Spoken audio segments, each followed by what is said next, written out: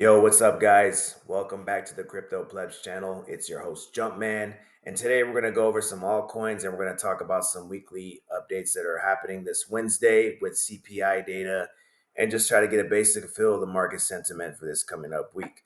So let's not waste any time. Let's get straight to it. The first crypto we're going to talk about is Caspa. I used to be in Caspa. I sold Caspa around the summertime of 2024, around the 20 cent zone.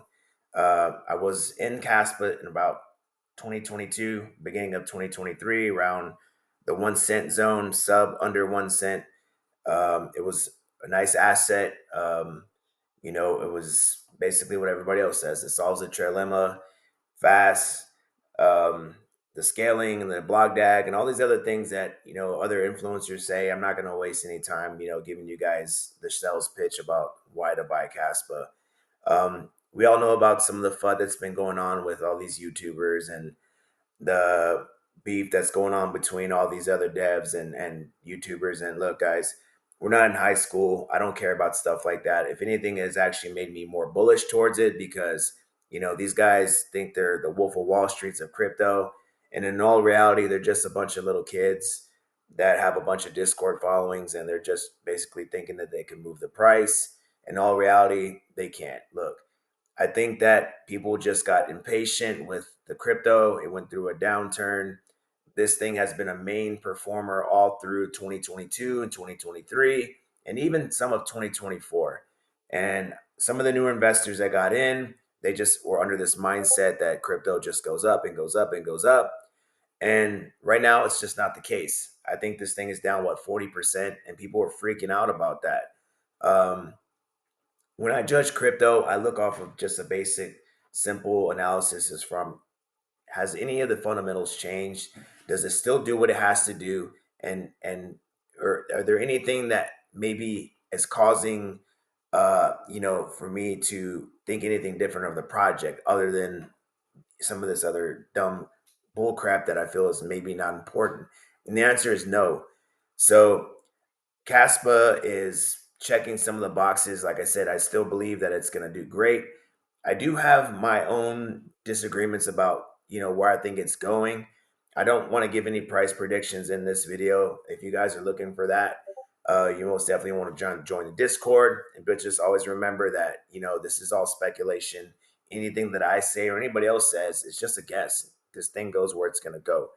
So I'm looking to pick up Caspa anywhere between $10, 10 cents, the 10.50 zone to the 11 cent 25 zone. Currently it's around 11.50. It could be a good zone.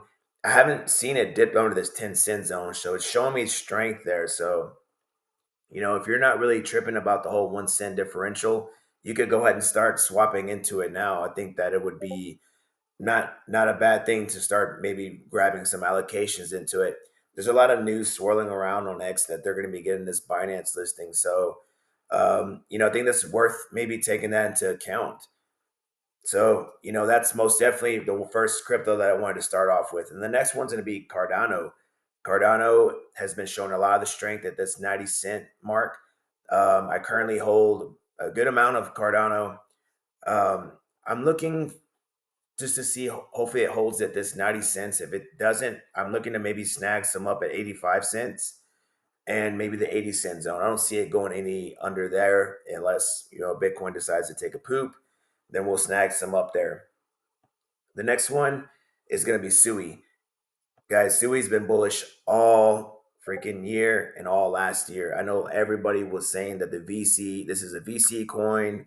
This is a coin that's just going to be inflated. Look, this thing has been a performer. It's actually came down a little bit, so I'm waiting for it to hit maybe that 450 zone to start snagging some up there. But you know what? Look, I do think that even at its price right now is a great zone to start buying in. It loves to get these nice 20% pumps. So I think right now the current price of Sui, even if you want to grab some at the 450 zone, that would be an optimal place to start buying. The next one is going to be Chainlink. Chainlink is about 20 bucks, sub 20, between 18 and $17 is going to be our optimal buy zones. But again, guys, if we're zooming out and we're thinking about where this thing is going to go long term, look, that you're just basically nitpicking for cents on the dollar here, guys. Chainlink is an oracle. It's basically involved in almost every crypto right now. They just partnered with XRP, so they're basically involved with everybody. This is going to be the most big dog of all tokenization. So right now I think BlackRock and a lot of these big institutional players are wanting to work with Chainlink. So if you're looking for a basic RWA, Chainlink is the daddy of them all. AVAX. If you're in the Discord, you already know AVAX is my coin. I know a lot of people are concerned about the price movement of AVAX, but look, guys, the biggest thing about AVAX is that it's a gaming coin.